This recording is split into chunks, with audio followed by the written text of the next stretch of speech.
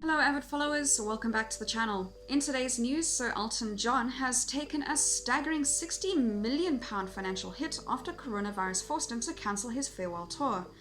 The Mail on Sunday can reveal that the singer and partner David Furnish have been left bereft as they had anticipated the cash would see them into his retirement. It is understood Sir Elton is unlikely to receive any insurance payout for the losses. The cancellation of the tour has even resulted in his longest-serving band, including guitarist Davey Johnstone and drummer Nigel Olsson, being laid off until this becomes clear if concerts scheduled for later this year will take place. A number of the domestic staff at the star's £20 million home in the US city of Atlanta have also been told they are not needed. Sir Elton and Mr. Furnish last week flew back to Britain from Los Angeles on a private jet. Despite being worth an estimated £360 million, according to the recent Sunday Times Rich List, Sir Elton is now thought to be assessing if he will need to make further savings, and if so, where. 34 US dates in his farewell Yellow Brick Road tour so far have been cancelled or postponed, and it is increasingly likely that some or all of the 48 gigs scheduled from September to December will also be affected. The financial impact meant Sir Elton considered using the government furlough scheme to pay the staff at his London-based company, Rocket Entertainment.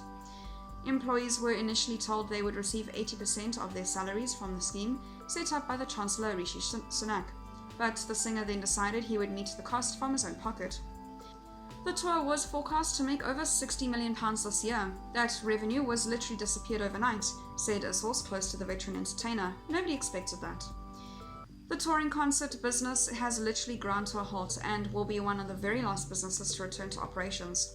With no vaccine or effective treatment on the horizon, the worst case scenario is that it could be 2021 before the tour is up and running again.